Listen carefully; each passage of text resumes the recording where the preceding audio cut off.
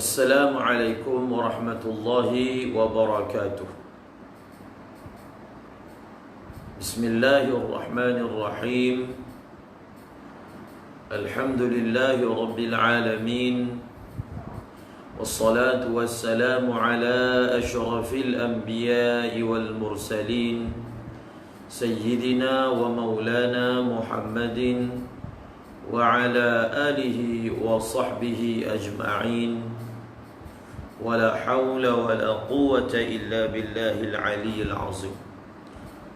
Alhamdulillah, bersyukur kita kepada Allah Subhanahu wa taala dengan limpah rahim, kasih sayang dan inayah daripadanya, kita dapat bersama-sama pada pagi ini bagi meneruskan pembacaan daripada tafsir Al-Jalalain. Mudah-mudahan Allah Subhanahu wa taala mengurniakan kepada kita kecintaan terhadap Al-Quranul Karim dan beri taufik kepada kita untuk berterusan membacanya siang dan malam serta mengamalkannya. Alhamdulillah, pembacaan kita daripada surah Ibrahim telah sampai pada ayat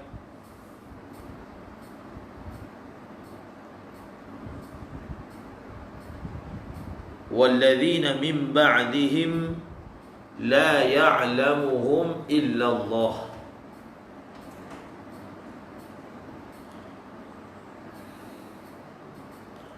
أعوذ بالله من الشيطان الرجيم. بسم الله الرحمن الرحيم. ألم يأتكم نبأ الذين من قبلكم قوم نوح وعاد وثمود والذين من بعدهم لا يعلمهم إلا الله جاءتهم رسلهم بالبينات فردوا أيديهم في أفواههم وقالوا إنا كفرنا بما أرسلتم به وإنا لفي شك مما تدعوننا إليه مريب. قالت رسلهم أفي الله شك فاطر السماوات والأرض يدعوكم ليغفر لكم من ذنوبكم ويؤخركم إلى أجل مسمى قالوا إن أنتم إلا بشر مثلنا تريدون أن تصدونا عما كان يعبد آباؤنا فأتونا بسلطان مبين.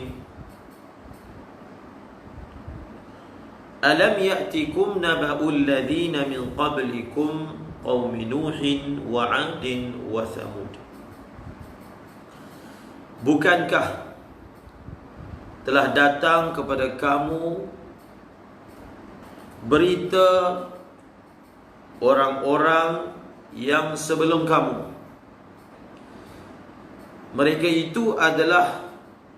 Mereka itu ialah kaum Nuh, Ad dan Thamud.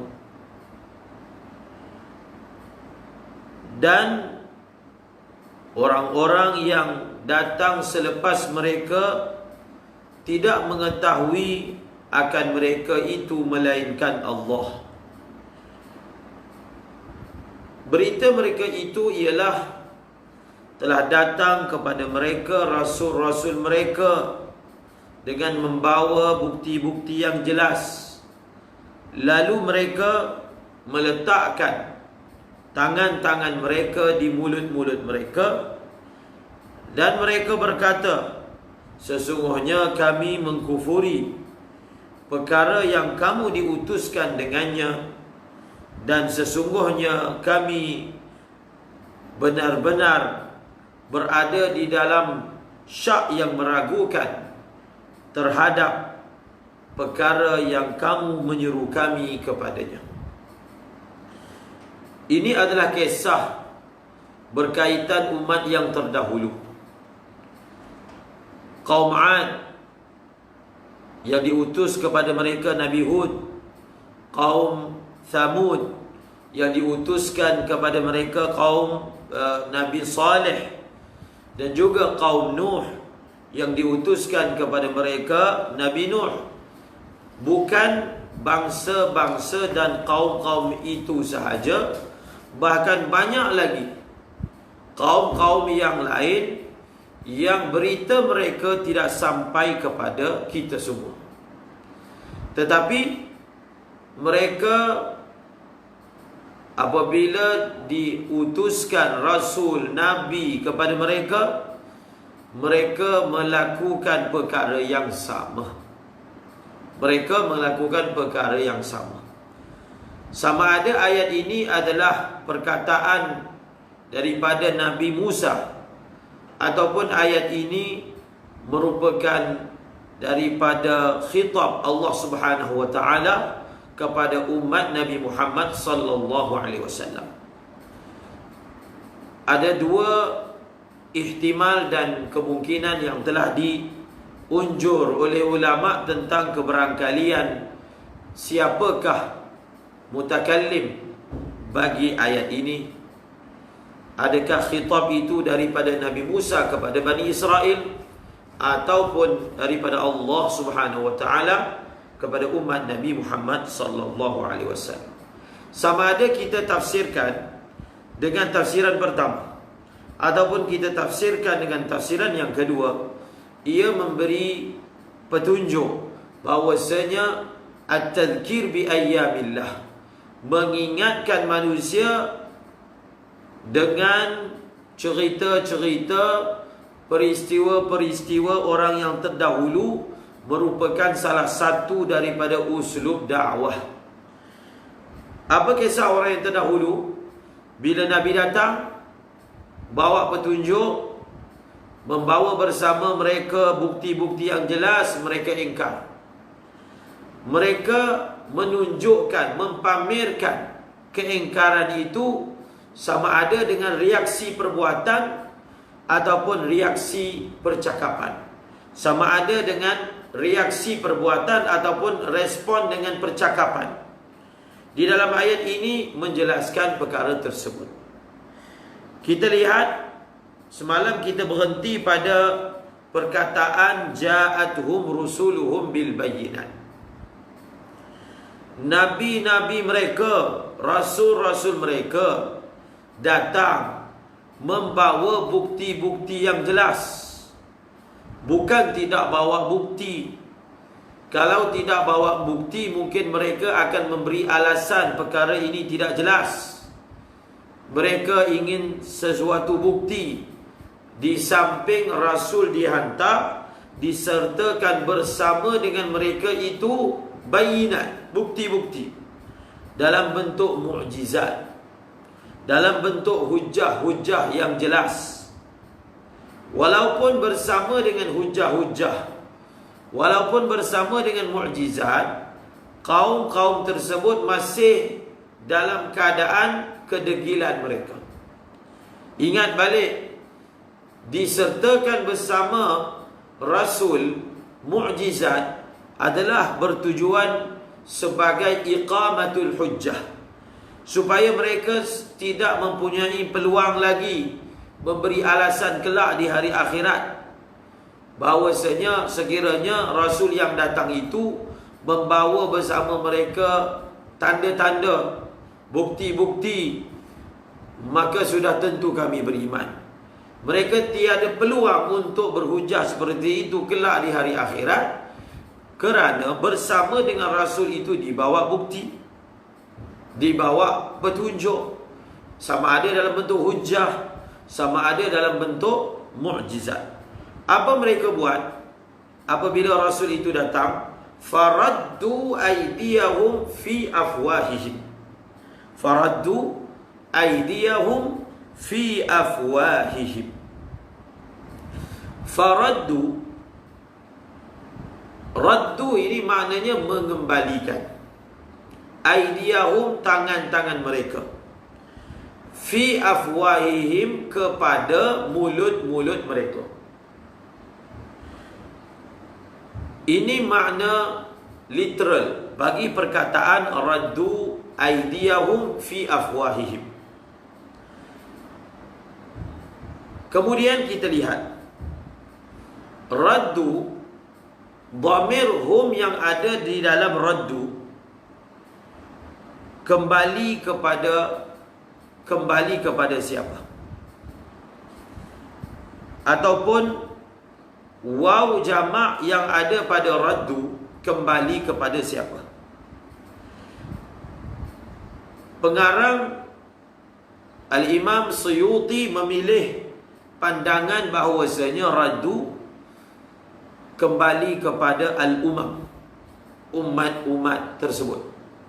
Maknanya yang mengembalikan, yang meletakkan tangan di mulut itu adalah umat. Aydiyahum, hum juga kembali kepada umam. Fi afwahihim juga kembali kepada umam. Ini merupakan salah satu daripada beberapa ihtimal tafsir bagi ayat ini. Sebahagian ulama menafsirkan raddu hum yang ada di dalam raddu kembali kepada umam. Hum yang ada pada aydiyahum kembali kepada umam. Tetapi afwahihim dhamir itu kembali kepada al-anbiya war rusul. Berdasarkan tafsiran yang kedua, terjemahannya adalah lalu kaum-kaum tersebut telah meletakkan tangan-tangan mereka di mulut-mulut para nabi. Maksudnya, bila Nabi menyampaikan dakwah, mereka tidak suka, mereka marah, mereka letak tangan mereka di mulut Nabi. Diam, tak payah dah cakap, kami tak nak dengar. Itu satu tafsiran. Itu satu lagi tafsiran. Dan ada tafsiran yang ketiga. Faraddu aydiyahum fi afwahihim. Raddu fa'ilnya adalah al-anbiya. Aydiyahum, hum kembali kepada al-anbiya. Fi afwahihim, him juga kembali kepada al-anbiya. Berdasarkan ihtimal ini, maka terjemahan bagi ayat ini adalah, maka Rasul-Rasul itu telah meletakkan tangan-tangan mereka di mulut mereka. Ada tiga kemungkinan yang telah diihtimalkan oleh ulama berkaitan dengan marja' dhamir. Berdasarkan setiap satu daripada ketiga-tiga ihtimal, maka ia memberi faham yang berbeza. Kalau berdasarkan tafsiran yang pertama, maksudnya kaum-kaum tersebut bila Nabi datang berdakwah kepada mereka, mereka letak tangan mereka di mulut. Sebab apa letak tangan di mulut? Sebab apa letak tangan di mulut? Itu pun ada pelbagai tafsiran. Maknanya cabangan daripada tafsiran pertama ada beberapa kemungkinan. Sebab apa mereka bila Nabi dakwah mereka letak tangan di mulut? Sebab apa? Pengarang Jalalain memilih bahawasanya sebabnya adalah mereka gigit jari, getap bibir. Gigit jari, getap bibir, menahan kemarahan. Ini sebab bagi tafsir yang pertama yang dipilih oleh pengarang Jalalain. Cuba tengok. Liya'addu 'alaiha min syiddatil ghaiz. Mereka letak tangan, mereka kembalikan tangan mereka di mulut untuk mereka gigit, mereka getap kerana terlalu marah dengan nabi-nabi yang datang mendakwahkan mereka. Ada juga ulama yang mentafsirkan mereka letak tangan mereka di mulut memberi isyarat kepada Nabi supaya diam. Macam orang tak suka seseorang bercakap, maka dia tunjuk macam ni. Itu juga satu tafsiran. Meletakkan tangan di mulut kerana apa? Kerana memberi isyarat kepada Nabi itu supaya diam, tak payah bebel. Ataupun mereka meletakkan tangan mereka di mulut kerana mempersenda, kerana ejek, kerana ketawa. Macam orang dia suka, dia gelakkan orang lain, maka dia buat begitu. Jadi perbuatan mereka letak di sini ni adalah mempersenda, mengejek, ketawa terhadap apa? Terhadap apa yang diajak oleh Rasul tersebut. Mereka melucukannya, mereka mempersendakan. Itu juga kemungkinan yang boleh ditafsirkan. Sebab kaum-kaum tersebut meletakkan tangan di mulut mereka. Al-Syekh Mutawalli Asy-Sya'rawi menyatakan, sebenarnya boleh sahaja kita tafsirkan ayat ini dengan semua tafsiran tersebut. Sama ada mereka letak tangan itu sebab marah, ataupun ejek, ataupun mereka memberi isyarat supaya suruh diam. Kalau kita tafsirkan dengan semua tafsiran tersebut, maka tiada masalah. Kerana ayat Al-Quran sifatnya luas. Sepanjang-panjang dakwah Nabi dengan berbagai ragam kaumnya, tidak mustahil semua perkara itu berlaku. Letak tangan sebab marah pun mungkin, letak tangan sebab suruh diam pun mungkin, letak tangan dengan sebab supaya mengejek pun mungkin, semua mungkin. Maka kalau kita maknakannya dengan semua makna tersebut, tiada masalah. Tiada apa? Tiada masalah, kerana sifat ayat Al-Quran itu bersifat luas. Bersifat apa? Luas. Dan tafsiran-tafsiran itu boleh dimaknakan terhadap ayat ini kerana ia tidak bertentangan dengan konteks ayat, ia tidak bertentangan dengan bahasa, tidak bertentangan dengan bahasa Arab. Semua ketiga-tiga kemungkinan yang saya sebutkan tadi itu, yang awal-awal kita sebut tadi, tiga-tiga kemungkinan ini atas pandangan yang mengatakan faradtu aydiyahum fi afwahihim, di atas makna hakiki. Maknanya maksud tangan tu tanganlah, maksud mulut tu mulut, atas makna hakiki. Sebahagian ulama mentafsirkan faradtu aydiyahum ini adalah isti'arah. Dia adalah suatu perumpamaan, peribahasa yang yang memberi makna. Macam peribahasa kita gunakan, kita ambil anggota tangan, kita ambil anggota mulut. Walaupun tangan tak terlibat pun, mulut tak terlibat pun, tetapi dia memberi, dipanggil kata pinjam, isti'arah. Maksudnya faraddu aydiyahum itu maknanya adalah, segi peribahasanya, kalau satu orang itu diajak dengan satu perkara, lalu orang Arab kata setelah dia diajak, dia letak tangan kat mulut, dia letak tangan dekat mulut. Dari segi peribahasanya, isti'arahnya, kata pinjamnya, bermaksud dia diajak buat satu benda, lalu dia telah letak tangan kat mulut dia, bermakna dia ingkar, dia tak nak. Dia tak nak sahut ajakan tersebut. Ini pun satu bentuk tafsiran juga. Pengarang Jalalain telah memilih meletakkan tangan di mulut kerana menggigit akibat terlalu marah dengan dakwah yang disampaikan kepada mereka.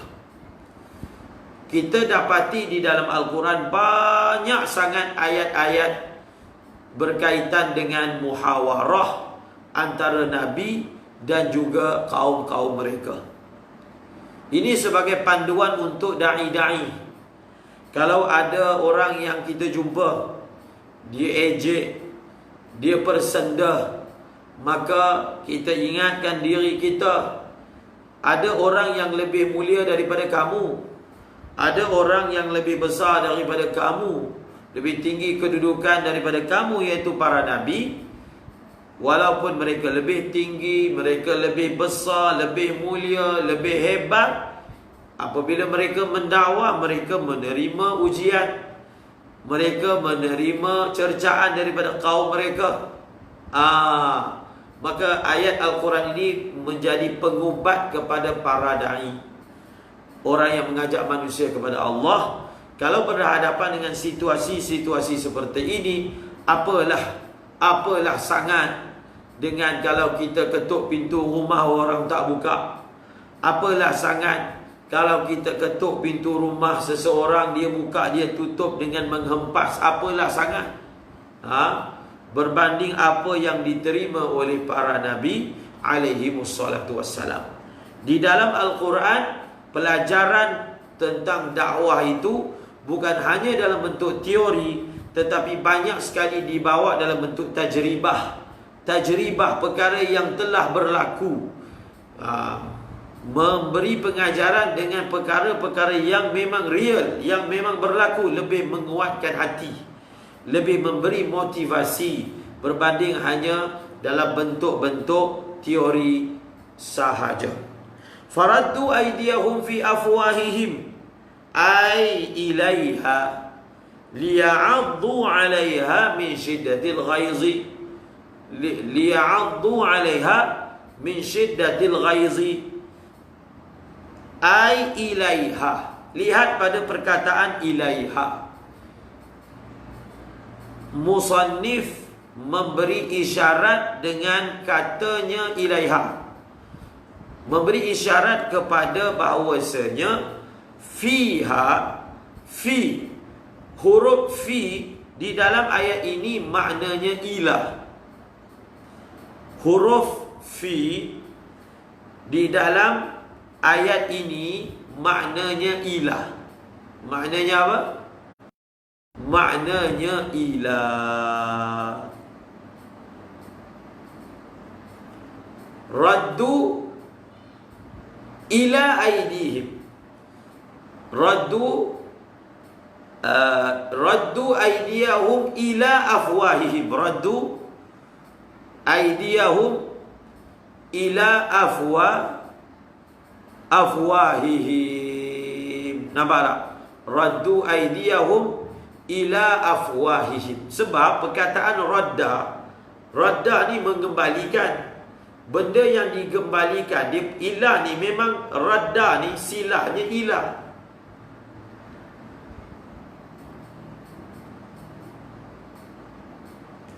Radda silahnya ilah. Tetapi di dalam ayat ini menggunakan silah fa, fi. Raddahu ilah kan. Di dalam ayat ini radda digunakan silah fi, sedangkan silah asalnya adalah ilah. Maka di dalam tafsir dizahirkan semula silah tersebut.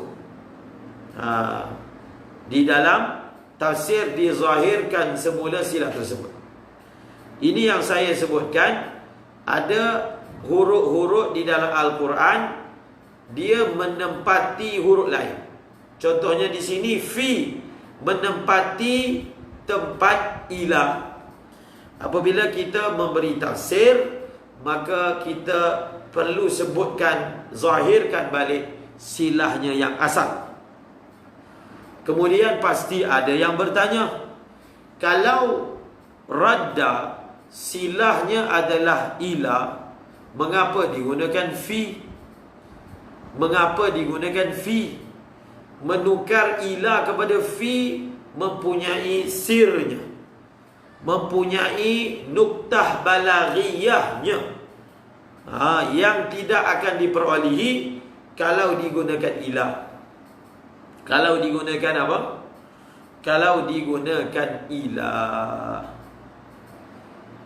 ia memberi isyarat bahawasanya tangan mereka itu bukan sahaja mereka bawa daripada bawah ke mulut. Bukan. Daripada bawah ke mulut, ke dalam mulut. Tangan tu masuk dalam mulut. Tangan itu masuk dalam mulut.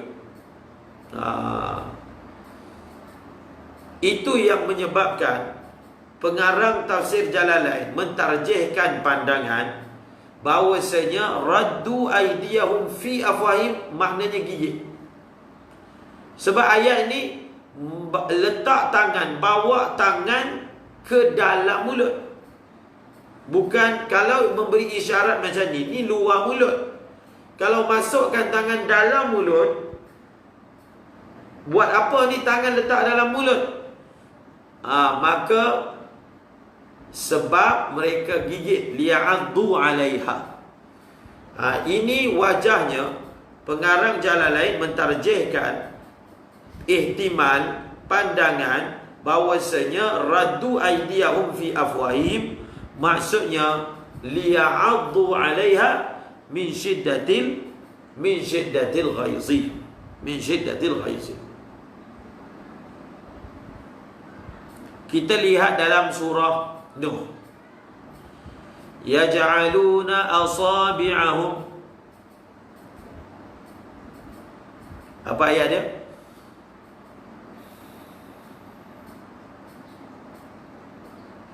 Wa inni kullama da'awtuhum litaghfira lahum ja'alu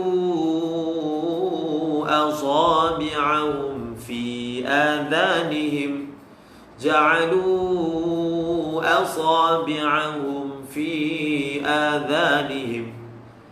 Nabi Nuh bermunajat, mengadu kepada Allah di waktu malam. Daripada surah Nuh, para da'i belajar sifat para nabi, sifat para anbiya. Bila mereka menghadapi ujian daripada mad'u, bukanlah mengadu di Facebook. Ada asatizah, bila dia bermasalah dengan anak murid dia, dengan orang kampung tempat dia mengajar, dengan para mad'u, dia menyindir dekat Facebook. Dia bercerita dekat Facebook. Ceritalah pada Allah. Apa cerita dekat Facebook? Apa kita nak cerita dekat Facebook? Biasalah tu.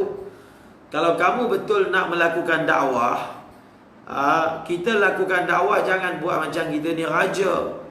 Kalau kita buat dakwah, kita nak orang layan macam raja, itu bukan uslub para anbiya. Kamu lebih besar ataupun anbiya lebih besar, walaupun anbiya lebih besar pada hakikatnya, tapi mereka tidak meminta layanan seperti raja. Maka bila kita berdakwah bila kita mengajar orang kampung, orang awam, pelbagai karenah dan ragam yang berlaku, maka janganlah mengadu dengan manusia. Janganlah kita menjadikan orang itu sebagai musuh kita, bercakap, mengomen di Facebook. Itu cara budak-budak, kan? Asatizah bukan macam tu caranya, mengadu kepada Allah, seperti mana yang dilakukan oleh para anbiya alaihimussalatu wassalam. Yaj'aluna asabi'ahum, qala rabbi inni, katanya Nabi Nuh, qala rabbi inni da'autu qaumi laylan wa nahara falam yazidhum du'ai illa firara wa inni kullama da'awtuhum litaghfira lahum ja'alu asabi'ahum. Ini semua adalah aduan, syikayat Nabi Nuh kepada Allah. Ya Allah, aku telah berdakwah kepada kaum aku siang dan malam. Setiap kali aku berdakwah supaya kamu mengampunkan mereka, ja'alu asabi'ahum. Saya nak highlightkan ataupun fokuskan kepada ja'alu asabi'ahum untuk kita kaitkan dengan raddu aydiyahum. Ja'alu ni maksudnya menjadikan. Asabi'ahum ni jari jemari mereka. Mereka menjadikan jari jemari di dalam telinga. Jadi jari ni mana boleh masuk dalam telinga? Kalau kita baca dalam tafsir, ja'alu asabi'ahum ay ba'dha anamilihim. Asabi' maksudnya anamil, iaitu ruas-ruas jari. Itu pun sebahagian daripada ruas jari, iaitu itlaqul kul wa iradatul ba'd. Itlaqul kul wa iradatil juz. Mengitlakkan kul, meletakkan jari-jari dalam telinga, tetapi yang dimasukkan dalam telinga tu hanya sebahagian jari, iaitu ruas sahaja. Samalah juga, dia akan berbangkit persoalan. Kenapakah ayat tidak dibawa terus perkataan anamil? Ja'alu anamilahum, ja'alu anamilahum fi adhanihim, tetapi diguna ja'alu asabi'ahum. Adakah kita boleh kata kalau asabi'ahum ini ditukar dengan anamilahum, kekuatan ayat ini sama saja? Tak sama. Walaupun asabi' itu ditafsirkan dengan anamil, tetapi kalau asabi' itu ditukar dengan anamil, maka kekuatan ayat ini tidak sama. Yang ingin disampaikan, yang ingin apa? Yang ingin disampaikan, ia memberi isyarat. Ja'alu asabi'ahum, memberi isyarat mereka ni begitu bersungguh-sungguh tak nak dengar. Mereka begitu bersungguh-sungguh tidak mahu dengar dakwah para nabi, sehingga mereka ini kalau boleh masukkan semua jari ni mereka buat.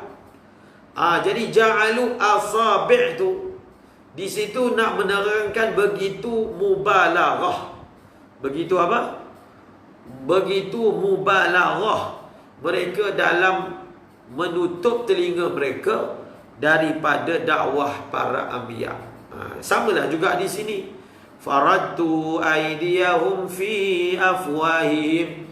Kita kata walaupun fi itu ditafsirkan dengan makna ila, tetapi ila tidak boleh menggantikan makna fi. Ada makna zaidah, makna tambahan yang ingin disampaikan daripada ayat ini, iaitu bukan sahaja mereka tangan ini daripada bawah kembalikan ke mulut, tetapi mereka masukkan dalam mulut. Maka lebih munasabah digunakan huruf fi. وقالوا إنا كفرنا بما أرسلتم به وإنا لفي شك مما تدعوننا إليه مريب. وقالوا, dan mereka berkata, nampak tak? Kaum tersebut bila didakwah oleh Nabi mereka, mereka bukan hanya menunjukkan reaksi perbuatan. Letak tangan dalam mulut ni reaksi perbuatan. Wa qalu inna kafarna, reaksi percakapan. Mereka gabungkan dengan memek muka pun buat, dengan perbuatan tunjukkan tak suka kepada Nabi. Bahkan mereka tunjukkan juga dengan apa?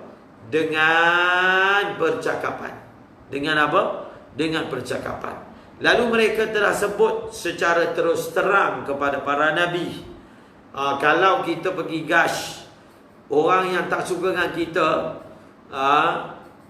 dia mungkin tak sukalah hati dia, tapi dia ni sopan santun. Dia tak gamak nak sebut atas lidah dia.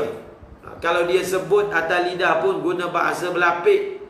Tetapi kaum-kaum ini menggabungkan antara reaksi perbuatan dengan respon percakapan.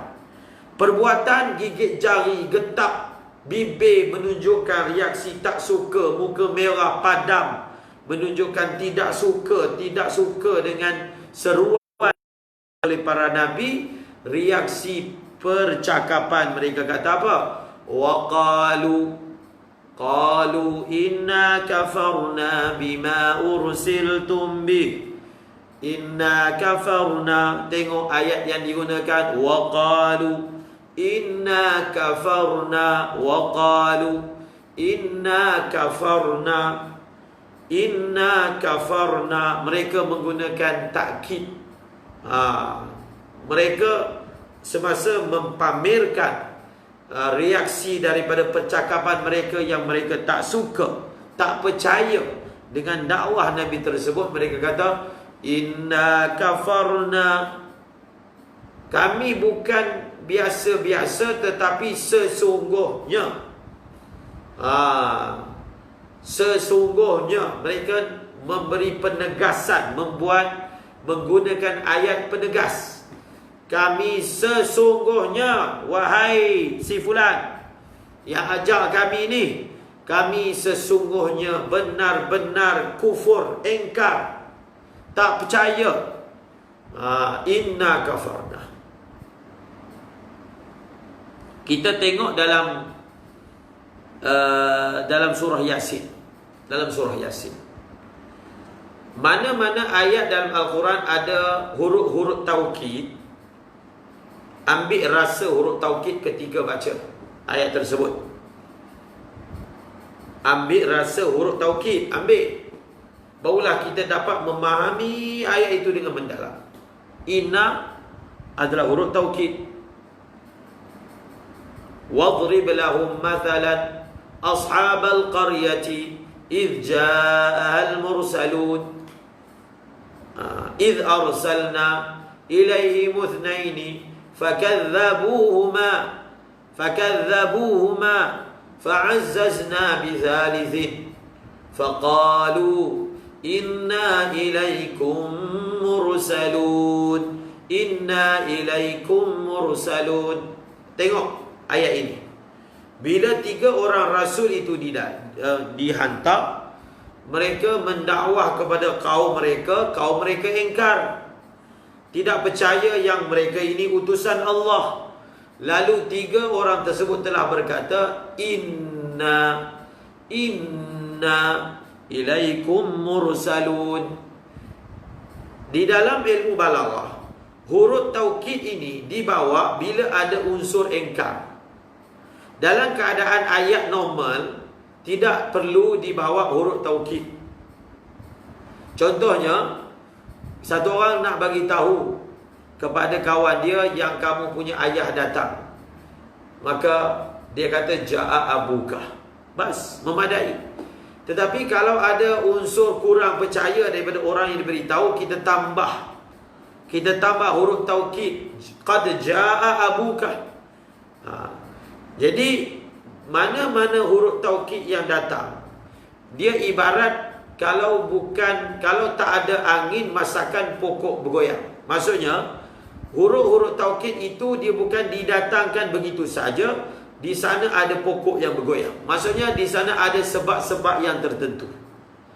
Wa qalu inna, Rasul-Rasul ini telah berkata kepada kaum, sesungguhnya kami ini utusan-utusan Allah kepada kamu. Sebab apa? Mereka menggunakan huruf taukid di dalam penegasan mereka, sebab ada didahului sebelumnya ingkar. Kemudian kaumnya telah ingkar dalam surah Yasin. Qalu ma antum illa basharun mithluna, ma antum illa basharun mithluna, wa ma anzala ar-rahmanu min syai' in antum illa takdzibun. Qalu rabbuna ya'lamu inna. Tengok ayat yang kedua. Ayat yang pertama tadi inna ilaikum mursalun. Ayat yang seterusnya inna ilaikum la mursalun, inna ilaikum la mursalun. Ditambah lam pula.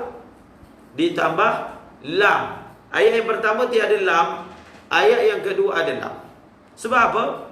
Bila mereka balas balik penegasan, pengingkaran daripada kaum mereka bahawasanya kami ini benar-benar rasul, kaumnya berterusan mengingkari, maka mereka terus-menerus menegaskan bahawasanya benar-benar kami ini adalah rasul.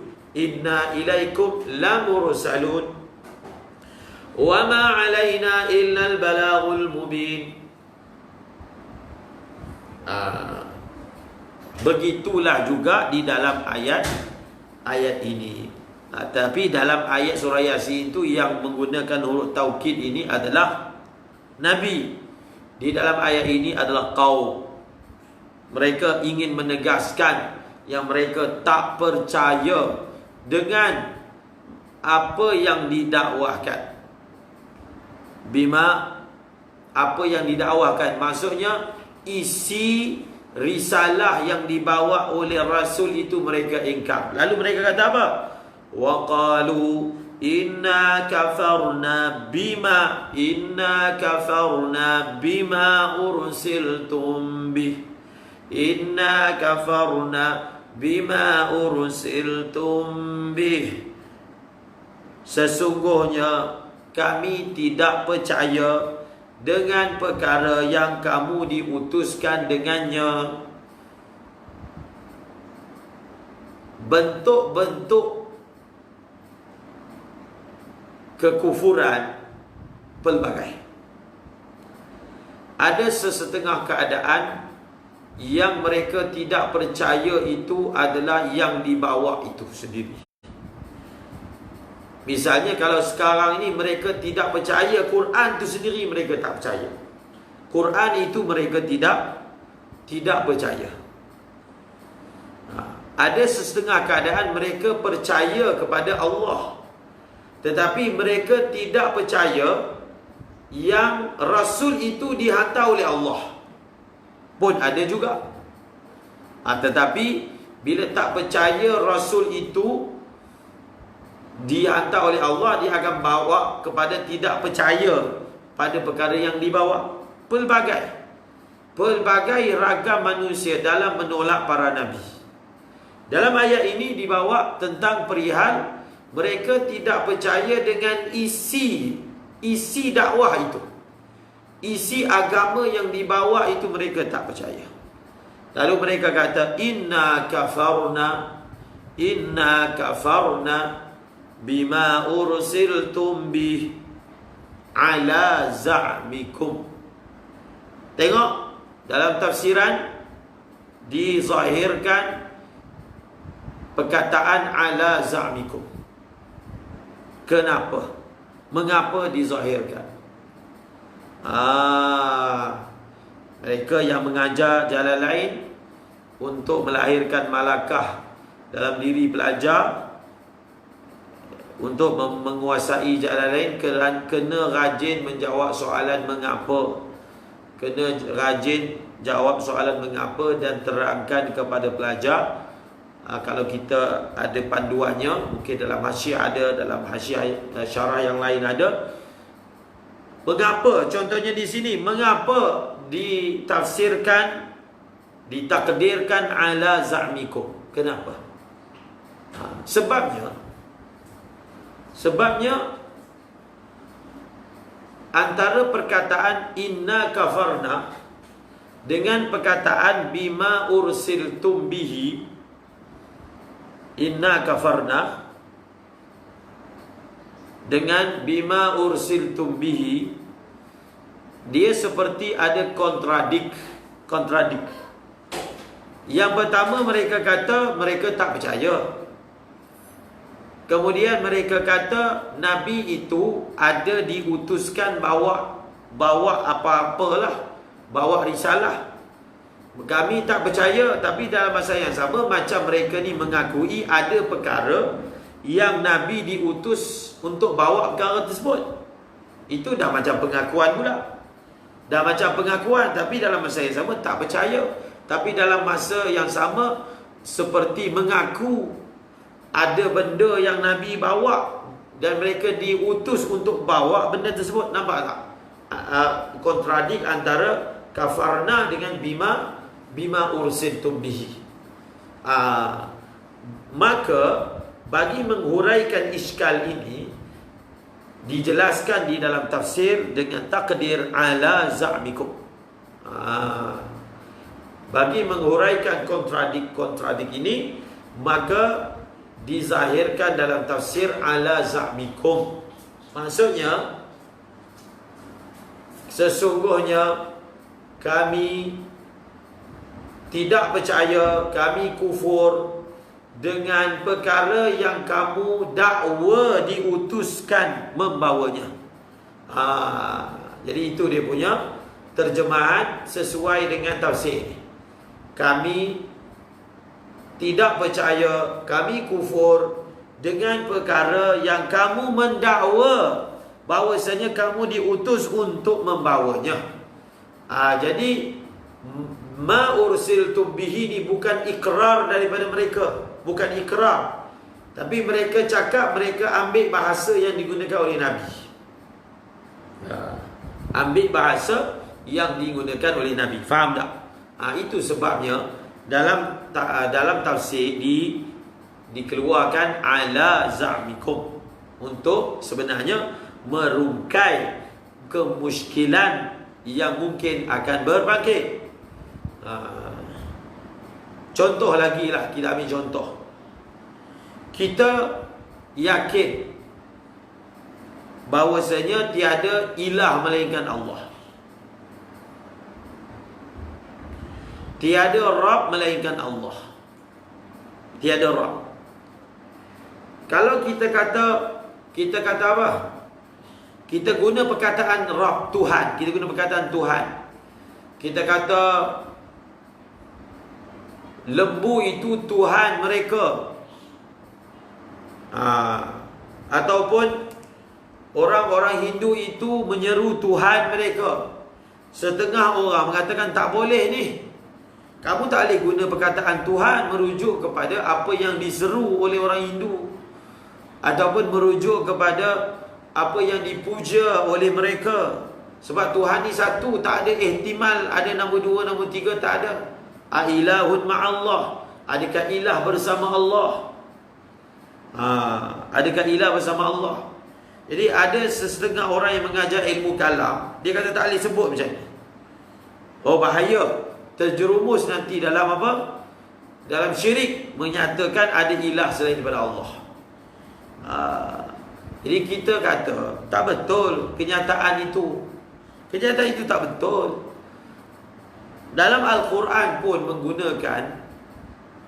mengitlakkan perkataan ilah kepada selain daripada Allah.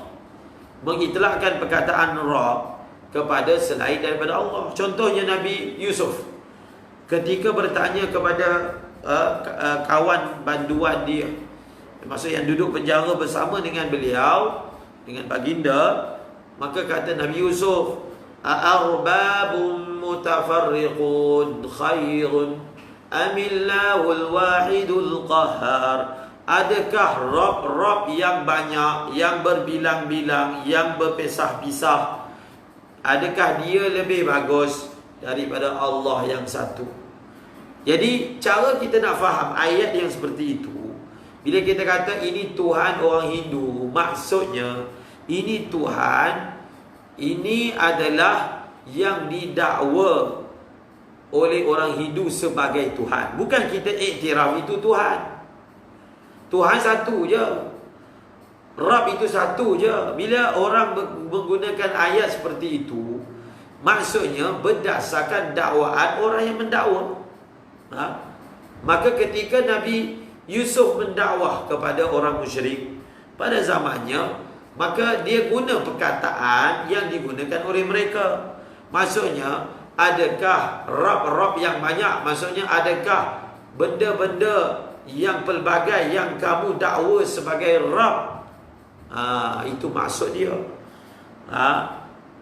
Dan itulah juga tafsiran kepada La ilaha illallah, tiada Tuhan melainkan Allah. Adapun Tuhan yang lain itu adalah hanya dakwaan-dakwaan sahaja. Tuhan yang sebenar, yang bukan dakwaan tetapi hakiki, hanya satu. Jadi kena jelas itu. Sebab saya biasa dengar ada orang mengatakan tak boleh sebut begitu.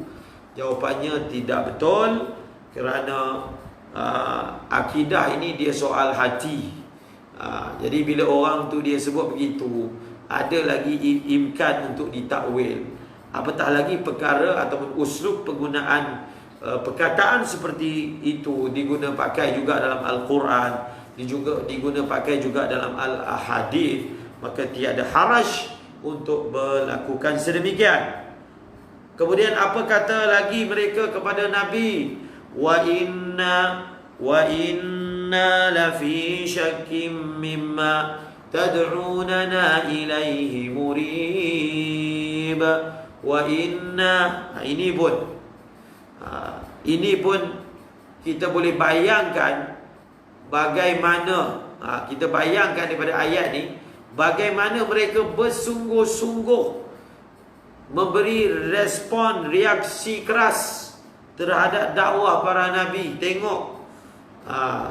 Tengok balik uslub balaghah yang digunakan, tengok. Dan kita terjemahkanlah dengan kemungkinan yang boleh diterjemahkan dalam bahasa kita. Sekarang ini mereka menyampaikan kepada Nabi bahawasanya mereka ini memang tak percaya, ada rasa ragu-ragu yang bersangatan terhadap dakwah Nabi tersebut. Mereka kata apa? Wa inna, datangkan nun taukid sakilah, datangkan nun taukid. Kemudian lafi syakin, mereka takdimkan. Bukan takdim, bukan, ini bukan takdim. Mereka gunakan apa? Mereka bukan cakap bahasa Arab, tapi Quran telah terjemahkan perkataan mereka, telah nukilkan. Jadi bila Quran nukilkan, ini adalah nukilan yang paling tepat lah. Mereka cakap dalam bahasa dia. Kaum Ad ni bangsa Arab, cakap bahasa Arab lah. Kaum Nuh adalah bahasa dia. Itu jelaslah maksudnya Quran telah nukilkan. Tapi bila Quran yang nukilkan, pastilah itulah yang paling tepat dalam menukilkan, terjemahkan apa yang mereka sebut. Inna, huruf taukid. Lam taukid. Kemudian fi syakin, digunakan fi nak menunjukkan kepada zarfiyah. Mimma tad'unana ilaihi murib. Syakin, dahlah disebut syakin, lepas tu ditambah lagi perkataan murib. Bagaimana kita nak zahirkan makna ayat ni? Wa inna, sesungguhnya kami benar-benar berada di dalam syak terhadap perkara yang kamu ajak kami kepadanya. Syak yang meragukan. Dah lah dia sebut syak, kemudian disebut murib lagi. Begitu bersungguh-sungguh mereka nak tunjukkan keingkaran mereka terhadap dakwah Nabi. Inna huruf taukid, kemudian jumlah ismiyah, didatangkan lam taukid, didatangkan fi, dengan memberi makna mereka tenggelam di dalam syak. Nombor 5, mereka datangkan perkataan murid pula, syak yang meragukan. Syak tu dah memang makna meragukan. Syakin murid. Wa inna lafi syakkim mimma tad'unana ilaihi murib. Wa inna lafi syakkim mimma tad'unana ilaihi murib.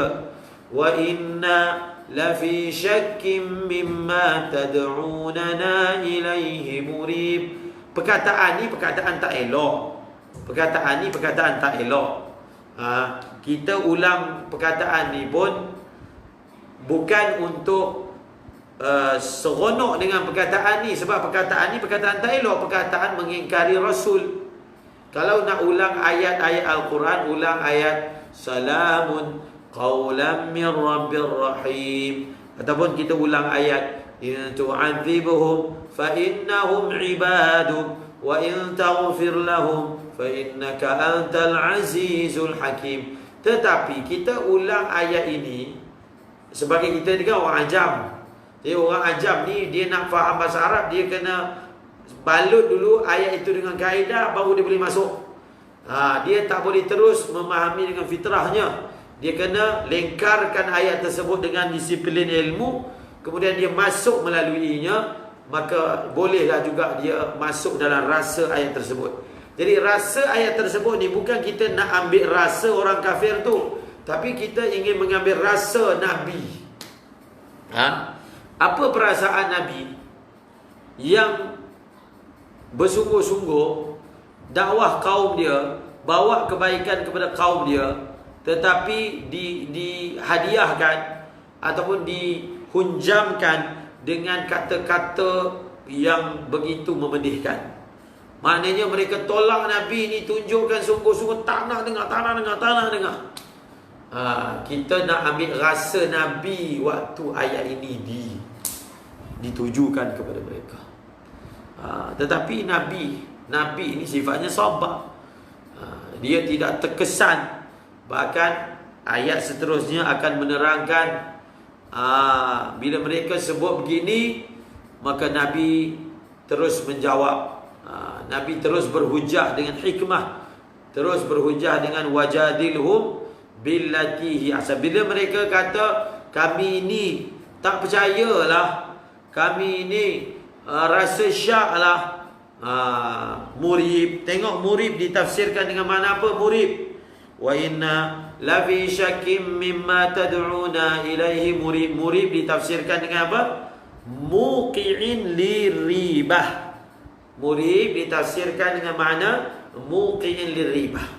Dalam hasyiah menyebut murib ni dia ada dua kemungkinan makna murib. Satu, murib ini sebagai fi'il muta'addi. Fi'il muta'addi. Satu lagi, murib ini dia adalah fi'il lazim. Pengarang Jalalain memilih murib atas makna fi'il muta'addi. Dan ada juga ihtimal murib atas makna fi'il lazim. Kalau dia adalah fi'il muta'addi, murib maksudnya daripada perkataan araba yuribu. Yuribu ni meragukan aku. Ragu. Raib, ragu. Irabah, meragukan. Okey. Satu lagi murib daripada fi'il lazim. Kalau murib daripada fi'il lazim, maksudnya adalah apa? Zaraibah. Zaribah. Murib maksudnya dharibah. Syakkin dharibatin. Syak yang mempunyai keraguan. Terjemahannya. Satu, syak yang meragukan. Ataupun syak yang mempunyai keraguan. Syak yang mempunyai keraguan. Mungkin zahirnya pengarang Jalalain memilih pandangan yang pertama. Satu, itulah makna asal. Makna pertama bagi murib ini adalah muqi'un lirribah, menjatuhkan, menjerumuskan ke dalam ragu-ragu. Menjerumuskan dalam ragu.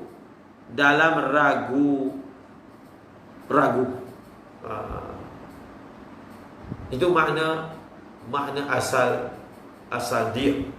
Dan bila kita maknakan dia dengan makna murib, dia punya takkid tu lebih kuat. Syak yang meragukan. Syak yang meragukan. Jadi perkara syak itu yang menimbulkan keraguan, raib kepada dakwah para nabi. Terakhir, ada satu iskal. Iskal ini dibawa dalam kitab tafsir Razi, dan ada tafsir yang lain juga, seperti Baydawi, Hasyiah al-Baydawi. Ulama membicarakan tentang ayat ni, inna kafarna bima ursiltum bihi wa inna lafi syakkim mimma tad'una ilaihi. Jadi mereka bahas gini, pada pangkal ayat inna kafarna, kenyataan mereka yang pertama, mereka kata kami ni dah memang tak percaya, kami dah memang tidak percaya dengan dakwah kamu. Tapi dalam ayat yang kedua, mereka kata kami ni ragu-ragu. Nampak tak? Kalau kafarna itu dia macam jazam. Kami jazam dah, kami tak percaya ni. Tapi dalam ayat wa inna lafi syakkim mimma tad'una ilaihi murib tu, dia jadi apa? Mereka ragu-ragu, maknanya antara betul dan tak betul. Dia samalah juga, macam apa? Macam ada kontradik pula. Mula-mula kata jazam, tak yakin secara pasti. Yang kedua kata syak. Jazam, syak, jadi yang mana satu? Jadi untuk merungkaikan persoalan ini, satu jawapan dia. Jawapan dia adalah wa inna kafarna bima ursiltum bihi wa inna lafi syakkin. Waw itu dengan makna au. Waw dengan makna au. Maksudnya sama ada kami betul-betul yakin kamu ini tak betul, ataupun kami betul-betul berada dalam syak. Sama ada yang pertama atau yang kedua, maka tetap kami tak akan ikut kamu. Itu tafsiran untuk menjawab soalan tersebut. Maksudnya au, waw maknanya au, wa inna maksudnya au inna. Au inna. Jadi apa makna dia? Maksudnya sama ada kami ini betul-betul yakin kamu ni tak betul, ataupun kami berada dalam syak, tak percaya dengan dakwah kamu. Yang pertama ke yang kedua, yang pasti kami tak ikut kamu lah. Itu cara dia nak keluar daripada iskal tadi. Atau ada dua yang kedua. Yang kedua ni sebenarnya lebih bagus daripada yang pertama. Sebab yang kedua ni tak perlu kita nak takwilkan waw dengan makna au. Itu dah mengeluarkan daripada makna asal dia. Walaupun memang datang pun dalam bahasa Arab waw makna au, tapi janganlah dijadikan pilihan pertama ketika nak keluar daripada persoalan. Maka dia jawab gini, mereka ini kan kufur. Mereka ini kufur. Dan mereka jadi kufur tu sebab syak. Jadi antara kufur dengan syak, mana ada kontradik? Antara kufur dengan syak tidak ada pertentangan. Mereka jadi kufur tu sebab mereka syak. Sebab mereka syak. Bila syak saja pada kebenaran, kufur. Nampak tak?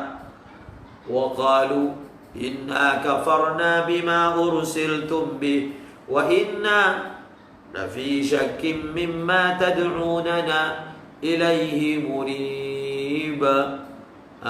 Jadi betul lah itu mereka kufur sebab mereka syak. Syak pada perkara yang qat'i dalam tauhid sudah cukup untuk menjadikan orang itu kafir. Dan boleh kita sebut juga punca mereka ini jadi kufur ni syak. Sebab orang jadi kufur ni pelbagai kan. Dan mereka ini menjadi kufur sebab apa? Sebab mereka ini syak dan ragu-ragu. Jadi wa inna la fi syakkim mataduna, dia jadi macam menyatakan sebab dan punca kufur. Sebab apa tu yang kata kufur ni? Sebab mereka ragu-ragu pada apa yang Nabi-Nabi tu dakwah. Nabi dakwah pada syurga, Nabi dakwah kepada Tuhan yang satu, tak percayalah. Apa Tuhan satu? Kita Tuhan banyak pun tak cukup. Apa kehidupan selepas mati? Mana ada orang hidup selepas mati? Syak pada isi-isi dakwah itu lah yang menjerumuskan mereka ke dalam kufur. Okey? Habis. Dan yang terakhir, yang paling akhir, saya nak ambil juga tafsiran daripada Syekh Mutawalli Sya'rawi tentang ayat wa qalu inna kafarna bima ursiltum. Kebanyakan mufassir mentakdirkan dengan takdir yang kita sebutkan tadi, ala za'mikum. Maksudnya mereka ini menggunakan perkataan perkara yang kamu diutuskannya bukan sebab mereka mengaku. Bukan sebab apa? Bukan sebab mereka mengaku, tetapi mereka bercakap menggunakan dakwaan berdasarkan dakwaan para nabi bahawasanya ini adalah perkara yang mereka diutus membawanya. Tetapi Syekh Mutawalli Sya'rawi memberi pandangan lain. Syekh Mutawalli Sya'rawi kata, inna kafarna bima ursiltum. Memang zahir daripada ayat ini kontradik. Kata kufur tapi mengaku yang memang Rasul itu dihantar bawa benda ni. Tapi pangkal ayat kata kufur, hujung ayat macam mengaku pula. Jadi kata Syekh Mutawalli Sya'rawi, beliau banyak kali sebut juga, salah satu keadaan orang yang berada di dalam kufur ni, dia kontradik. Dia sebenarnya bercakap dari satu segi bertentangan dengan logik yang dia percaya. Dia mengimani satu logik, tapi dalam masa yang sama dia mengimani logik yang lain. Bukan logik lah, perkara yang lain. Contohnya orang kafir, dia mengaku Tuhan tu Allah. Dia mengaku Allah tu berkuasa, tapi dalam masa yang sama dia memberi kuasa juga kepada batu. Kuasa mencipta. Mereka mengaku Allah yang mencipta bumi, tapi mencipta manusia daripada awan. Tapi dalam masa yang sama mereka tak percaya yang dah mati boleh hidup balik. Nampak tak? Memanglah orang yang kufur, dia akan sentiasa berlaga dengan fitrah dia. Percakapan dia berlaga dengan fitrah dia. Percakapan dia, tikad dia berlaga dengan logik yang lain yang dia sebenarnya beriman di sudut hati dia, tapi keluar daripada mulut dia. Sebab apa? Orang ni kan tak ada cahaya. Dia jalan dia jalan dalam gelap. Tersadung sana, tersadung sini. Tidak mempunyai akal yang bersinar. Jadi biasalah kalau bercakap berlaga-laga, pangkal ayat berlaga dengan hujung ayat. Ia menggambarkan perihal kontradik yang memang kalau berlaku tak mustahil. Sebab memang orang yang berada dalam gelap akan bertembung percakapan dia, perbuatan dia dengan fitrahnya, dengan logik yang dia imani sebenarnya. Bersyukurlah kepada Allah yang telah mengurniakan kepada kita cahaya iman, sehingga kita dapat membezakan antara ulat dan juga tali, dapat membezakan antara lembu dan juga Tuhan, dapat membezakan antara pokok dan juga Rabb. Dan inilah yang dipanggil cahaya iman, yang perlu digemburkan, yang perlu diasah, dikuatkan. Semoga Allah menambah cahaya iman kepada diri kita dengan bacaan Al-Quranul Karim. Bismillahirrahmanirrahim. Kalamun qadimun la yumallu sama'uhu, tanazzaha an qawlin wa fi'lin wa niyyati, bihi ashtafi min kulli da'in, wa nuruhu dalilun liqalbi inda jahli wa hayrati, fa ya rabbi matti'ni bisirri hurufihi, wa nawwir bihi qalbi wa sam'i wa muqlati, wa sahil alayya hifzahu thumma darsahu, bijahin nabiyyi wal ali was sahabati, amin birahmatika ya arhamar rahimin. Assalamualaikum warahmatullahi wabarakatuh.